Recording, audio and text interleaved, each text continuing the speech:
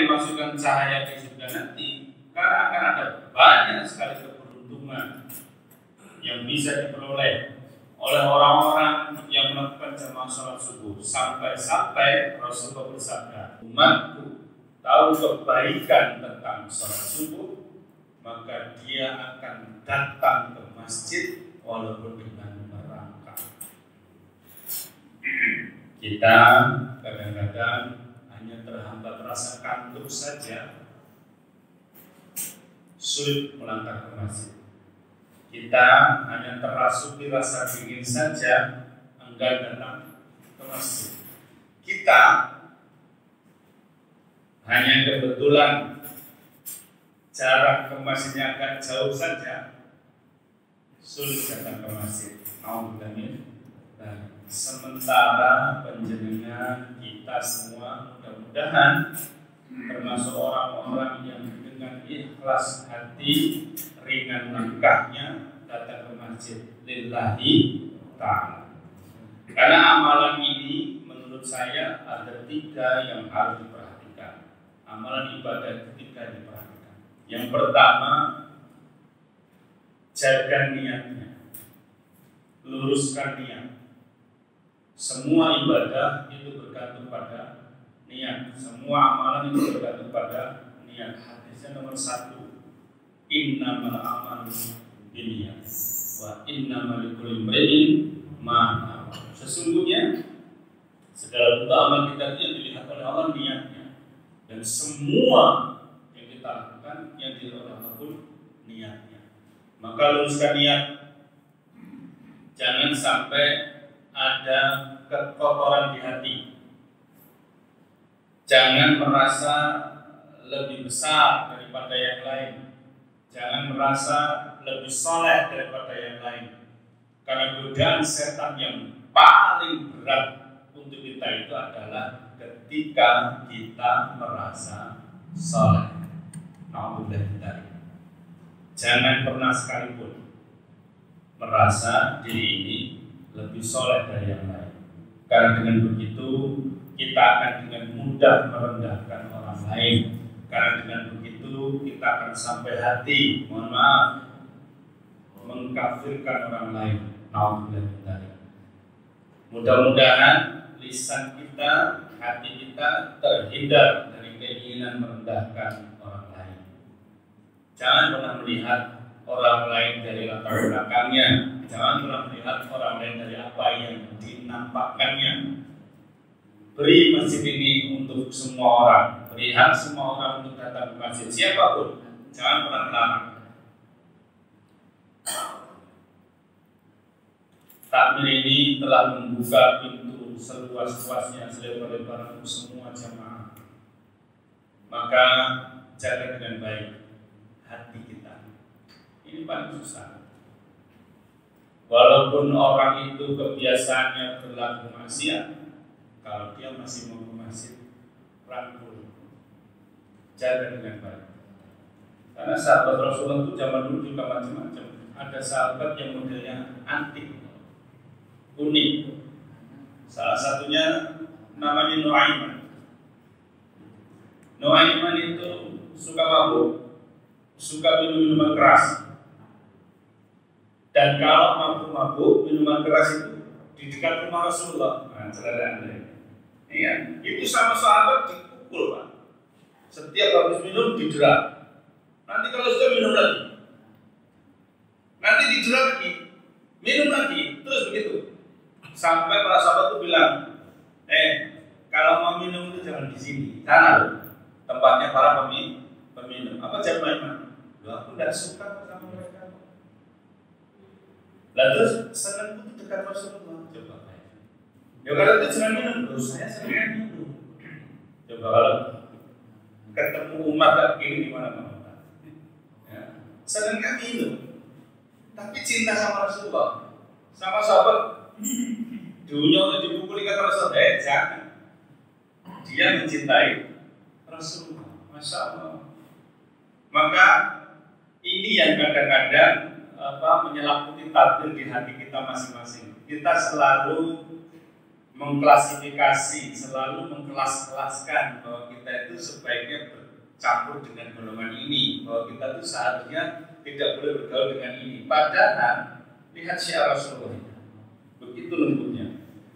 Dan menurut seingat saya tidak ada orang zaman sekarang sejail Nuaiman itu. Itu jailnya luar biasa. Jail itu kalau bahasa kita iseng ya, tapi kalau jail bahasa Arab artinya bodoh. Ini bahasa Jawa iseng, orangnya suka iseng. Masya Allah.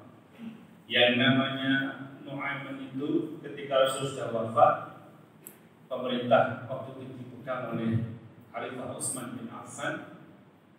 Di pasar ada orang buta, dia datang sama anaknya, lalu disuruh duduk di satu tempat, anaknya belanja. Nah, orang buta ini tiba-tiba kebelet pipis, dia jalan mundar mandir, terus ketemu Nuaiman. Ditanya, orang buta, mau kemana? Kebelet pipis, tolong antarkan aku ke kamar kecil. Anda tahu tidak dibawa kemana orang buta ini? Dituntun Pak Agus, dibawa ke Masjid Nabawi, bayangkan itu. Masjid zaman dulu belum kan ini ya, masuk rata sama. Jadi dibawa ke masjid, dibawa ke imaman. Waktu itu Khalifah Utsman sedang sholat. Apa kata Nuaiman? Ini toilet. Ya langsung bukan celana, tur gitu. Wah, sahabat segitu kan keroyok deh, digebuki. Saya kenapa digebuki? Dan tadi katanya ini toilet. Siapa yang ngomong? Nuaiman. Orang seperti gede-gede. Nah, ini tidak Nuaiman ini. Sampai akhirnya orang tadi bilang bagaimana? Oh, tidak nama. Tak gulai Nuaiman. Saya belum makan. Pulang kalau belum ketemu sama Nuaiman. Keluar masjid, keliling pasar lagi. Ketemu Nuaiman lagi. Apa kata Nuaiman? Kenapa? Mau cari siapa? Mau cari Nuaiman. Oh, belum pernah lihat Nuaiman? Belum. Tak ada. Lalu dibawa ke masjid lagi. Yang ditunjukkan siapa? Khalifah Utsman. Ini Nuaiman. Langsung digebuk pakai tongkat ini. Para sahabat itu, Amirul Mukminin. Presiden itu digebuki. Coba orang jahilnya kayak gitu. Dan di tempat kita, Pak Presiden yang digebuki. Imam masjid itu tidak dililas. Betul nggak? Maksud saya, mari Islam ini agama kita ini rahmatan lil alamin. Jangan pernah mendahulukan buruk sangka kepada saudara-saudara kita. Mencintai Allah itu harus kafah. Maka niatnya kita bersihkan agar kita benar-benar mendapatkan cahaya ketika kita di kegelapan sholat subuh. Karena apa bentuk cahayanya? Ada 8 kelebihan di dalam hadis yang dikatakan orang yang sering berjamaah subuh. Yang pertama, mereka akan mendapat jaminan Allah. Ini dalam hadis yang dikatakan oleh Muslim, nomor hadisnya 163. Karena siapa yang Allah menuntunnya dari sesuatu atas jaminannya, maka Allah pasti akan menemukannya dan Allah akan menengkuknya di atas wajahnya dari neraka jahanam. Maksudnya apa? Allah akan melindungi seluruh badannya itu dengan jahanam. Masya Allah. Ini perisai. Ini jaminan Allah dan Allah yang bilang. Maka mari bersemangat setiap sholat subuh itu. Mari mempunyai ghirah yang luar biasa. Karena ini jaminannya Allah, bukan lagi Nabi, tapi jaminannya Allah. Dan kita termasuk golongan orang-orang yang mencintai Allah. Karena apa? Sholat subuh itu di dalam hadis yang lain itu dikatakan disaksikan oleh malaikat. Ini hadis riwayat Bukhari. Sholat subuh ini disaksikan malaikat dan malaikat bertugas mengamini semua doa penjenengan. Masya Allah. Maka kalau sedang sholat subuh, siapkan doa terbaik, doa yang khusyuk, doa yang ikhlas. Insya Allah akan dikabulkan.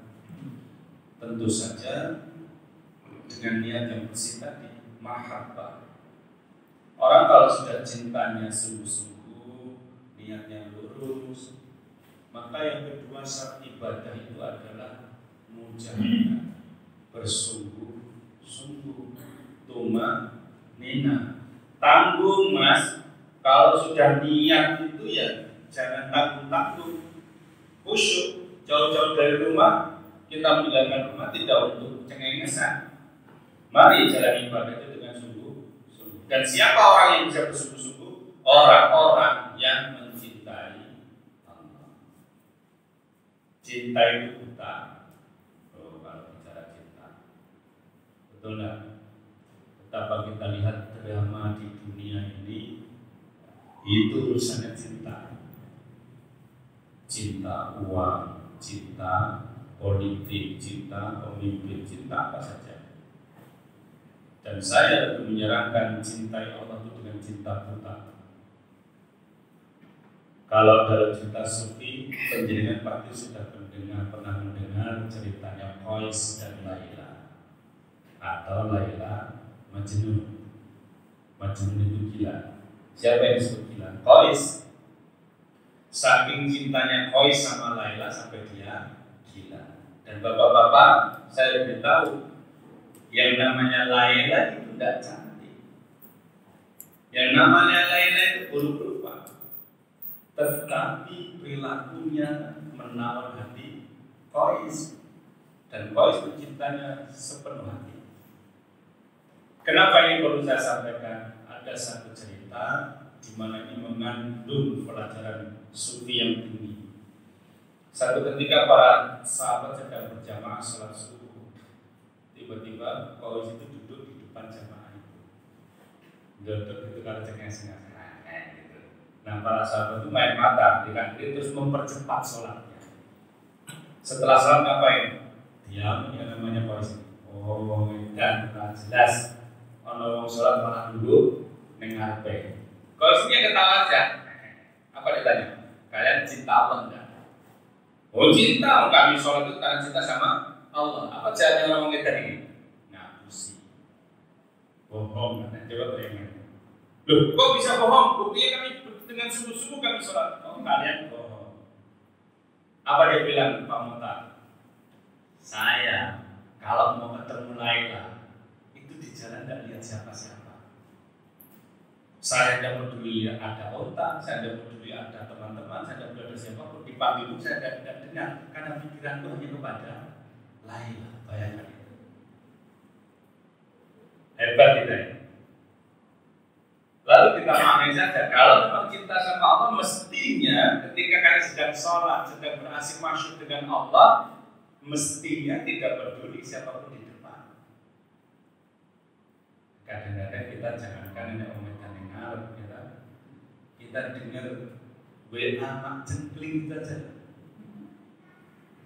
Itu bismillah ini orang antar. Bismillah, terima kasih. Kamu WA apa itu? Bayangkan. Maka hanya orang-orang yang mencintai Rasulullah yang nanti akan hidup bersamanya. Satu saat sahabat bertanya, ya Rasulullah, kapan hari kiamat? Rasulullah tersenyum dan bertanya, apa yang sudah kamu siapkan? Tidak ada sih Rasulullah, saya ini biasa saja, sholatnya biasa saja, ngajinya biasa saja. Tapi saya mencintai Rasulullah. Apa jawab Rasulullah? Kamu akan tinggal bersama orang yang kamu cintai. Masya Allah. Lalu dia bilang bagaimana? Oh, aku juga mencintai Abu Bakar. Aku cinta Abu Bakar. Semua sahabat disebut semua. Karena dia ingin dari kiamat nanti bersama-sama mereka. Maka menjadi ingat lelaki bermalik sama itu. Wong kang soleh kumpulono. Maksudnya apa? Kalau Anda dekat dengan orang-orang yang baik, orang-orang yang soleh, para waliullah, Anda cintai, insya Allah Anda akan bersama-sama. Allahumma Tetapi sekali lagi tidak sedikit orang yang mencintai ulama, orang yang mencintai kiai, orang yang mencintai orang-orang alim itu lalu mengklasifikasikan atau memecahkan diri atau memisahkan diri dari golongan yang lain gara-gara saya ini pengikut Imam Fulan bin Fulan. Kamu kan pengikutnya Ustaz Fulan bin Fulan. Boleh tidak seperti itu? Jangan merasa berbeda pengetahuan menjadikan kita berbeda dari yang lain. Jangan merasa berbeda madhab lalu Anda merasa madhabnya jauh lebih baik. Jangan pernah seperti itu. Silakan belajar di mana saja, silakan berguru pada orang alim siapa saja, tetapi agama itu tidak untuk menjelekkan orang lain, tapi untuk memperbaiki diri sendiri. Setiap orang mempunyai alasan melakukan sesuatu, apalagi tentang ibadah. Maka hati-hati. Kalaupun toh ada saudara kita yang salah, ingatkan dengan baik, bil hikmah dan maudatul hasanah, itu perintah Allah. Kadang-kadang kita tidak melihat hikmah dari ibadah, tetapi yang lebih kita lihat itu luarnya. Maka berhati-hati.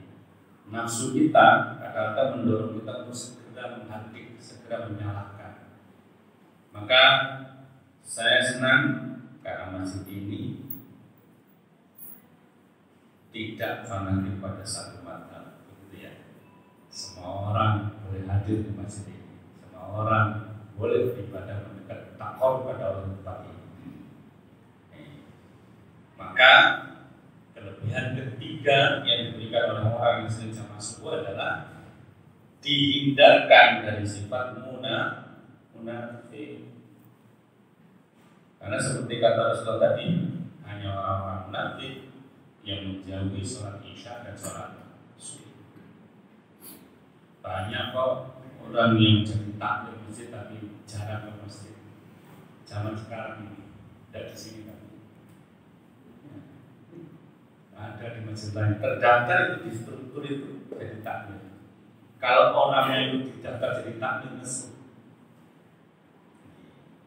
Ada lagi orang yang kalau ke masjid jadi taklim pengennya selalu jadi imam. Kalau tidak jadi imam mesum.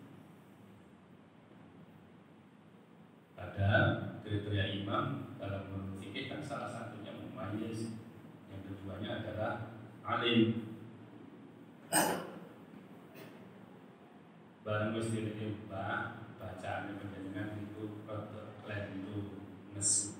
Seseorang masjid menang pindah masjid, apa partai?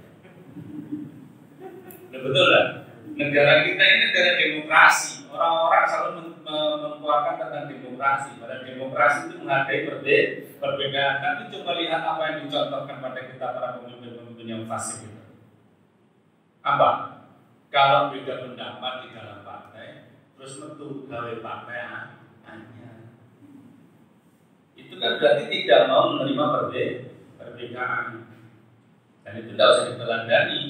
Hadis Rasulullah menyatakan begini, sebelum Dajjal datang, hati-hati perhatikan ini, sebelum Dajjal datang akan ada tahun-tahun, ada masa di mana orang yang amanah tidak dipercaya. Sedangkan orang khianat diberi kepercayaan.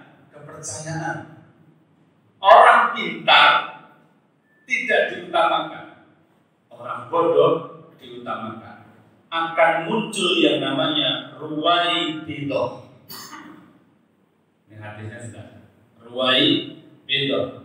Gila, para sahabat bertanya semuanya. Man ruwai bidoh? Siapa ruwai bidoh itu? Ruwai bidoh itu adalah orang-orang yang fasik yang dipercaya memimpin publik.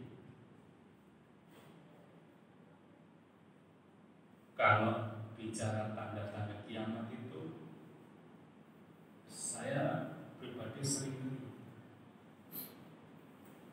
Kenapa? Coba bapak-bapak ibu sudah kita lihat belum? Sudah?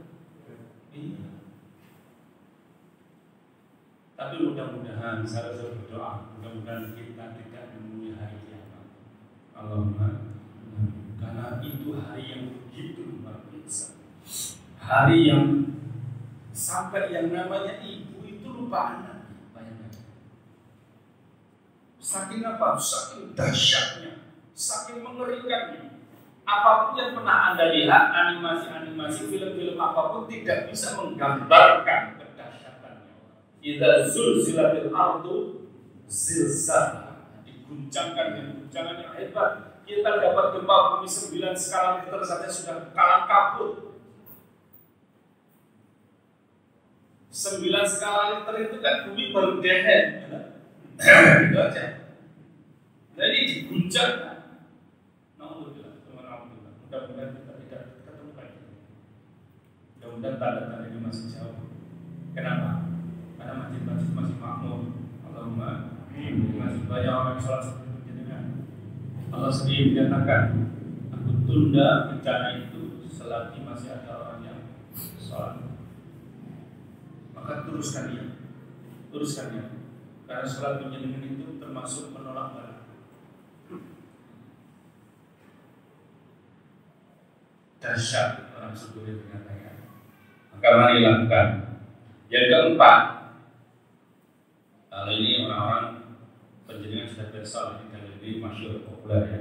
Dari hadis riwayat Muslim nomor 656. Barang siapa yang sholat isya berjamaah, maka seolah-olah dia telah mendapatkan hadiah atau pahala sholat malam separuh malam. Dan barang siapa yang sholat subuh berjamaah, maka seolah-olah dia telah melakukan sholat seluruh malam. Maka mundur. Nah, jatuh akal-akalan, salah dia salah sebutan. Bocah-bocah yang kadang ngejar malah politik. Ini kelebihannya, ini fadilahnya. Lain kata Quran, kata Sayyidina Ali yang bertanya kepada Rasulullah, saya baca kata Quran, saya berdosa sebelum lalu Sayyidina Ali baca Al-Ikhlas 3 kali. Tadi dari sama Rasulullah, kenapa bicara apa Al-Ikhlas 3 kali? Karena satu Al-Ikhlas itu sama dengan pahalanya 10 juz. Jadi jangan kalau berdina dengan Quran, Allah betul. Ras itu ngaji meneh. Kadang-kadang orang itu cari gampangnya. Ibadah kok dipolitisasi itu kan jenengan lain. Ibu-ibu itu sering tanya saya, apa kalau kata ibu, Pak boleh enggak puasa Senin itu saya niatkan nyaur utang, kalau puasa Senin, kalau yang mulbit, karena adalah pas tanggal 13. Besar-besar, buat sawah sisa nggak mau haram sisa. Mana yang utang? Bayar utang, karena bayar utang hukumnya wajib. Dan saudara-saudara yang saya muliakan, tidak ada sehebat apapun sunnah yang bisa melebihi wajib. Tidak ada. Maka ibu-ibu terutama kalau Anda mau bayar utang, utamakan karena itu jauh lebih hebat dari puasa sunnah apapun. Karena itu wajib. Dan ibu-ibu itu sosok keliru sih. Tahajud, ungu, keran banter ke, ember ditendang. Kalau tahu, dong aku tak tahu. Dia berutangnya Pak. Nek buka caranya orang. Saya dibuka malah nusuk habis, ya benar. Apa mana bukan darwane? Bukan darwane itu gampang cerdai isun, Pak subuh, dan bu. Lah ewol bini berdisun kok dengan dirangkul, yo wes toh. Loh, se. Soal tahajud hukumnya apa? Sunnah. Melayani suami? Saya sudah bilang tadi, sehebat apapun sunnah tidak bisa mengalahkan ya.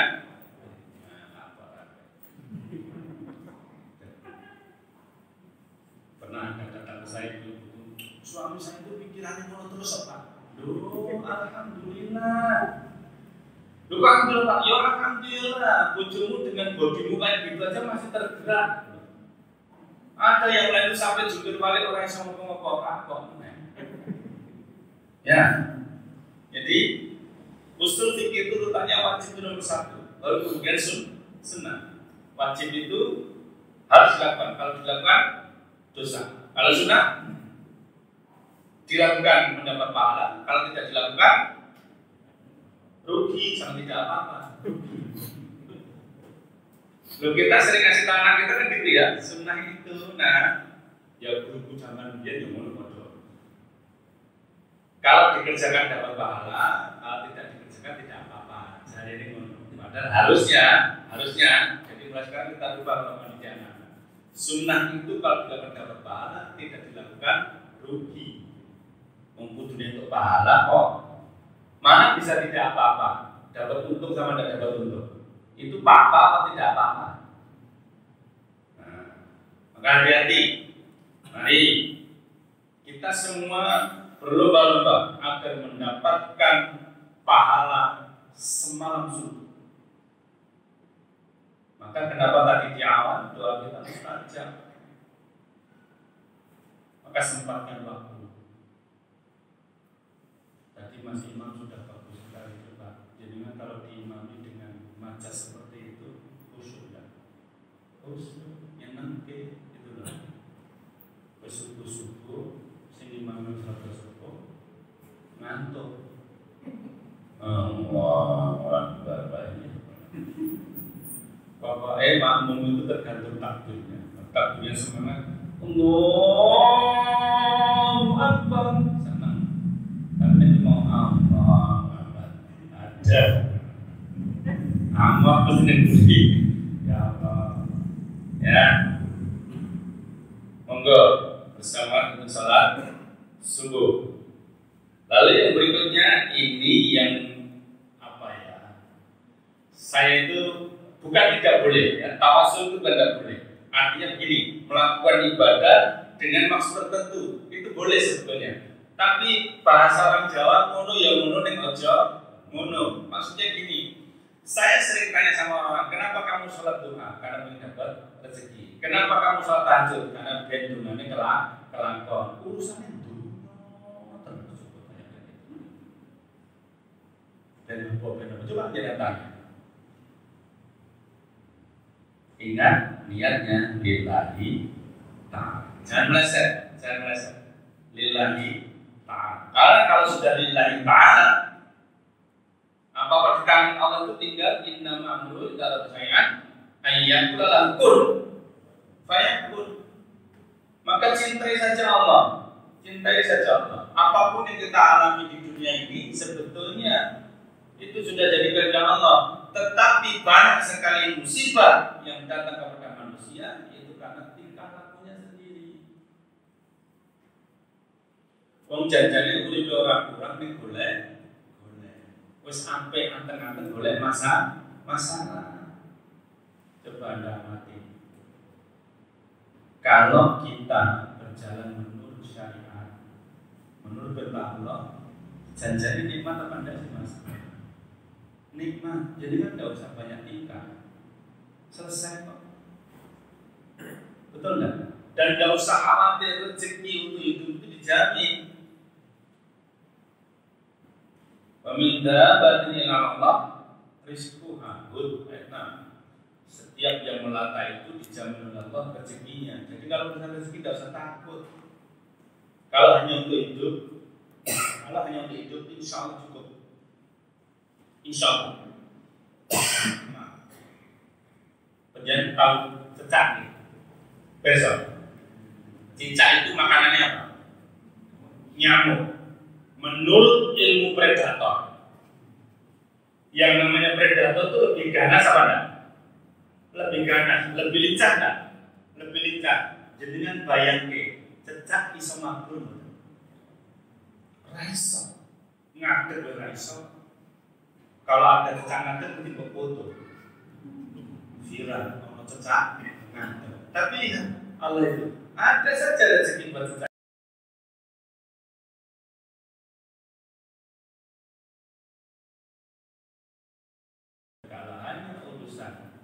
hidup, insya Allah kita tetap hidup. Bahkan ada satu hadis menyatakan orang itu tidak akan mati kalau masih ada jatah rezekinya. Contohnya begini, rezeki saya itu misalnya itu 50 ton beras yang saya makan. Sudah saya makan 49 ton 999 kilo. Tinggal 1 kilo. Terus saya naik pesawat.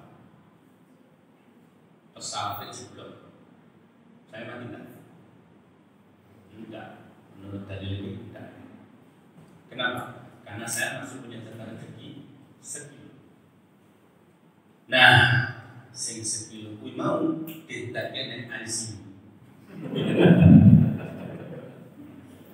Loh, tapi nek sekilo betul enggak? Kalau ternyata masih 1 ton, 10 ton, betul enggak? Coba Anda bayangkan betapa banyak orang yang terselamatkan dari musibah yang luar biasa, betul enggak? Kecelakaan luar biasa, bahkan ilmu mantu orang bangunan.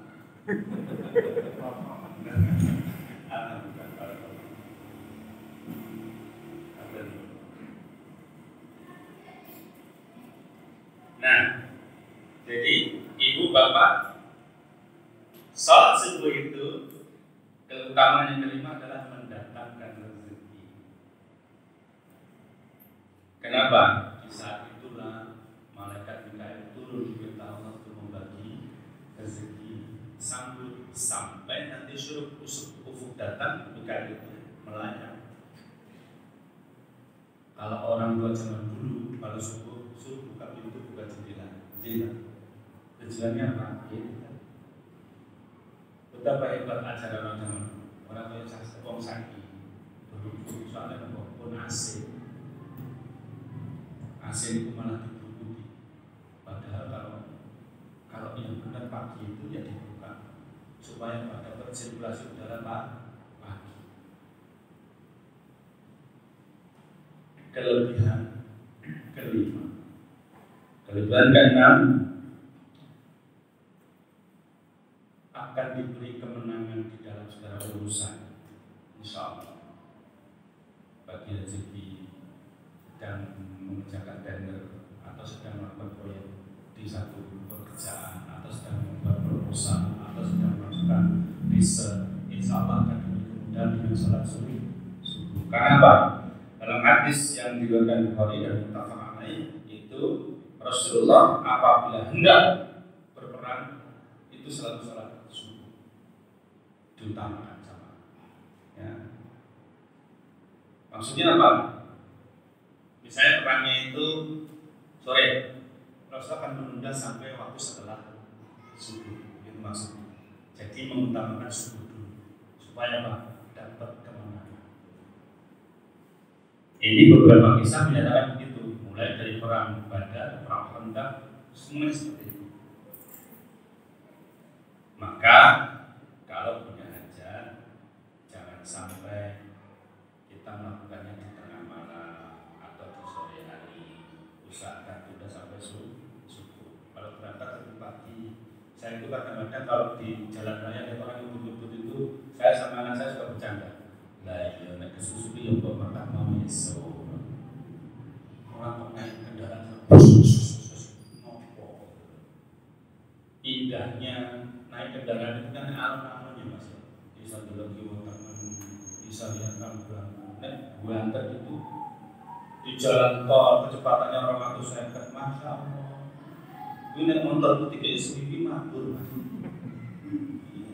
200 ngono bangga cerita ada. Wow, Ustaz, saya tadi di tol 200. Untung nyawa mucik katut. Nah, karena kendaraan sekarang itu kan power steering itu kalau kecepatan tinggi meleset terus dikerja fatal. Kalau zaman dulu rodo angel Pak, kendaraan itu minggu kan power steering. Itu nek rumahan rusuh nyetir. Apalagi di situ kalau gayanya supir jauh dulu kan yang muter itu kan memang abot. Sekarang itu jadian.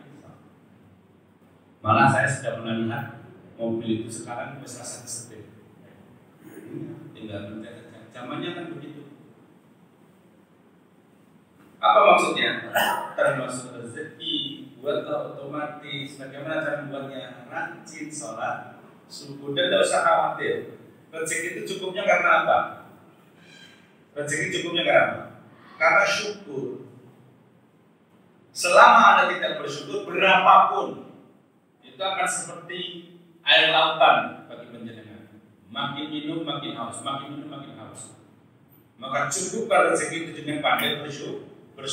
Surat Ibrahim ayat 7 dinyatakan dengan jelas, la in syakartum la azidannakum wa in kafartum inna adzabi lasyadid. Apa hukuman yang ada saja, rezeki banyak tetapi hilangnya cepat. Coba ingat baik-baik.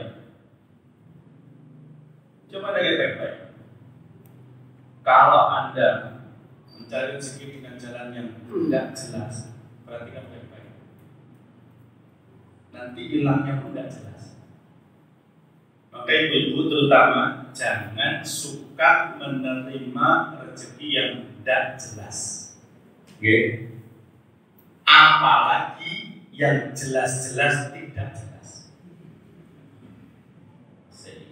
Itu beda. Kalau tidak jelas itu memang tidak jelas. Tapi kalau jelas-jelas tidak jelas, itu sudah jelas ketidakjelasannya. Jangan maksa.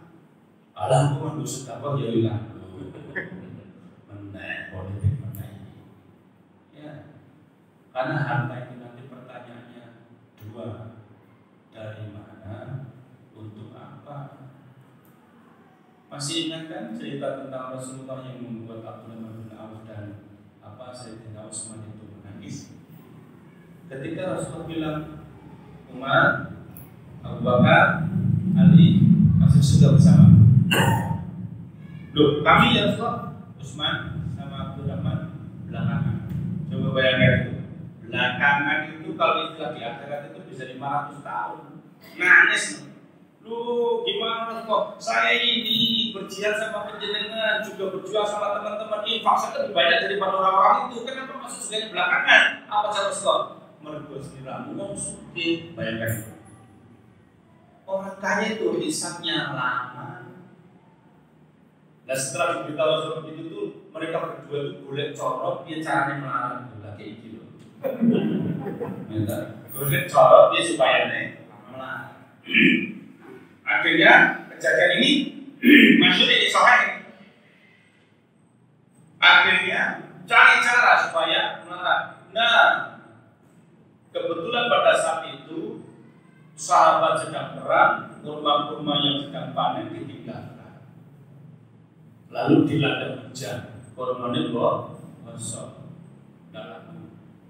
Para sahabat sedih semua, sudah perang bisa-bisa pulang, kurmanya tidak bisa dipanen. Nah, tapi yang namanya Abdurrahman dan Utsman ini malah buyang-buyung. Wah, ini cara melarang. Akhirnya semua kurma gosong itu dibeli sama beliau berdua dan dibeli dengan harga pantas. Umpama biasanya sekilo 10.000, beliau beli dengan 15.000. Iya. Dan kabar ini tersiar kemana-mana, tidak cuma satu kabupaten, sampai ke beberapa negara, sampai ke Syam bahkan dengar itu. Maka semua orang-orang itu kan dijual semua kurma. Lah, nek kurma mungsak pasar kelewatan ke pasar Kliwon, dan ngentek bondo. Ini petang negara, bayangkan itu kurma itu semburu ke Mesir itu. Habis darah, habis sampai rumahnya pun tidak ada. Sampai akhirnya Sayyidina Utsman tidur di masjid, sukses tadi wong larang. Tapi dia ketawa, aku ini kok hisapnya paling cepat, menebus ini cepat. Tapi bapak-bapak, saya besok itu hanya bertahan 3 hari. Iya. Karena apa? Di hari yang keempat ada utusan dari Yaman. Di Yaman sedang terjadi musibah. Seperti kita, corona mungkin ya. Tapi dulu wabahnya bukan corona. Dan penyakit itu hanya bisa disembuhkan dengan purwoboso. Bayangkan itu. Rasido marah. Ini karena amalan apa? Ikhlas. Karena tujuan mereka ingin kita apa? Pengen segera dekat dengan Allah. Masya Allah. Maka niat itu penting banget. Makanya saya sarankan di saat ini banyak-banyak konsumsi kurma. Mudah-mudahan menjadi imunitas kita. Tapi yang punya kurma kosong. Karena di hadis itu tidak diceritakan ini obat corona, bukan. Tidak usah ngarang. Tetap waspada, tetap jaga protokol kesehatan. Yang paling utama itu sehat. Karena kalau sehat, meskipun jadikan terpapar, jangan tak termasuk OTG. Orang tanpa gejala, dan itu orang pokok. Hanya bahayanya bagi orang lain yang kebetulan punya penyakit bawaan. Tidak punya penyakit bawaan, ya orang pokok. Saya yakin mungkin di swab dulu separuh gue kena, termasuk aku. Bukan. Kalau penjelasan kan di sini sebelah saya yakin. Bisa saja dapat dari mana-mana. Tapi insya Allah Biidznillah, nek bahasa mungkin delalah itu dari kata biidznillah.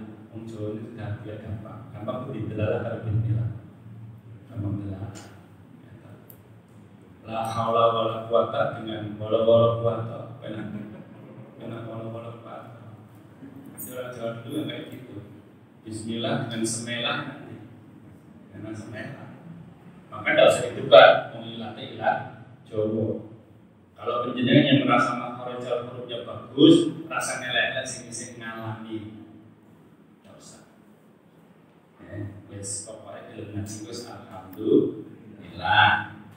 Nih, yang ketujuh, 2 rakaat sholat sunnah subuh lebih baik daripada dunia dan seluruh isinya. Ini dengan besok. Di situ disebut sholat fajar. Sudah tidak usah nanya lagi. Sholat fajar dengan qobliyah subuh niku bedane napa? Sama. Hanya sebutannya saja beda. Lantas jangan diklasifikasi sholat fajar itu saat dulunya adzan, qobliyah subuh saat sudah adzan. Ora ngono. Sama saja. Lakukan banyak-banyak. Itu berpahala seluas langit dan bumi. Monggo. 2 rakaat sebelum subuh. Nah, yang paling akhir kelebihan orang yang suka sholat subuh dan menjadi penyelamat di surga nanti adalah dibebaskan dari api neraka. Ini hadisnya sahih Muslim, Bukhari, Abu Dawud. Bagus ini. Tidak akan masuk surga, tidak akan masuk neraka orang yang melaksanakan salat sebelum matahari terbit dan sebelum tenggelam.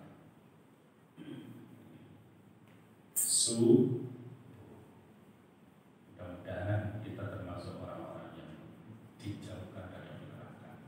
Mudah-mudahan kita termasuk orang yang selamat dari api neraka. Sahabat-sahabat, saudara-saudara, insya Allah kita kumpul lagi di surga nanti. Mari kita ajak keluarga kita pahamkan kepada anak-anak kita, ajak dengan ajakan yang baik. Karena anak-anak itu kalau diajak dengan ajakan yang keras, anak sekarang sudah tidak mau lagi. Anak-anak sekarang beda dengan anak zaman dulu. Apa bedanya? Anak-anak zaman dahulu sekarang sudah tua. Ya jelas. Anak-anak zaman dulu itu, ya yang ngapain? Bapak itu kalau itu kita gimana? Itu anak zaman dulu. Anak zaman sekarang juga mendemi.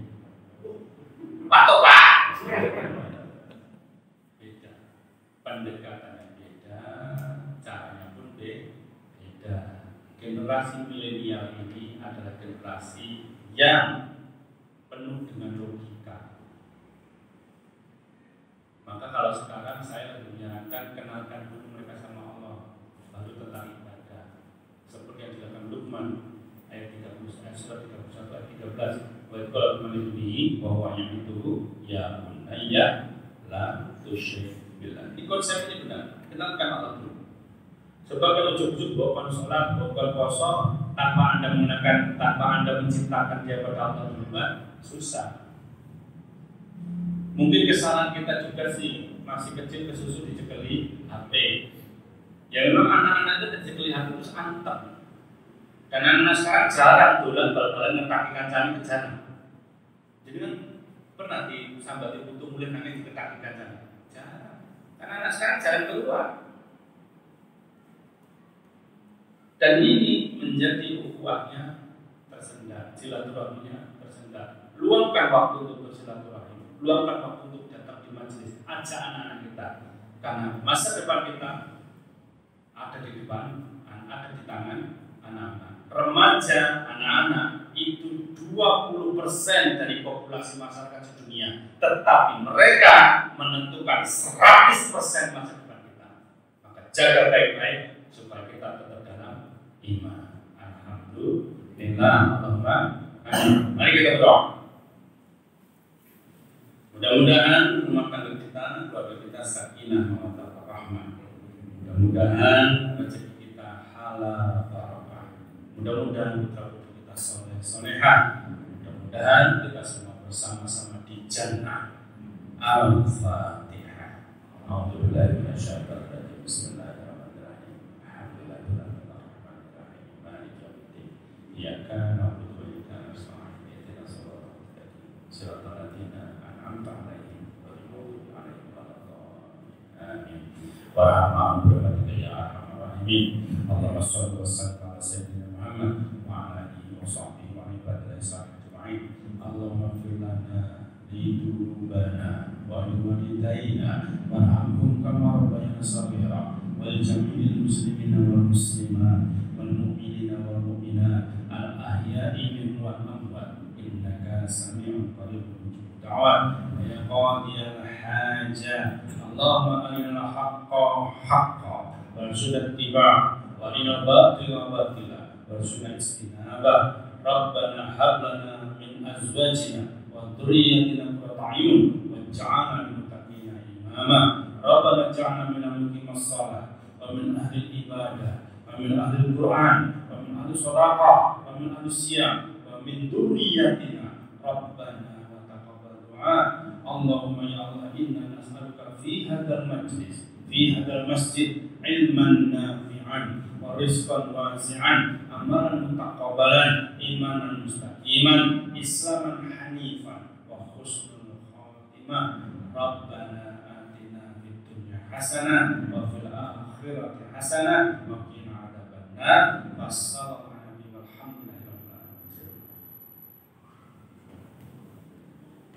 Ibu bapak, demikian yang saya sampaikan. Banyak-banyak salaman terima kasih. Usikum wa nasbiqallah subhanahu wa bihamdika asyhadu an la ilaha illa anta astaghfiruka wa atubu ilaik. Assalamualaikum warahmatullahi wabarakatuh.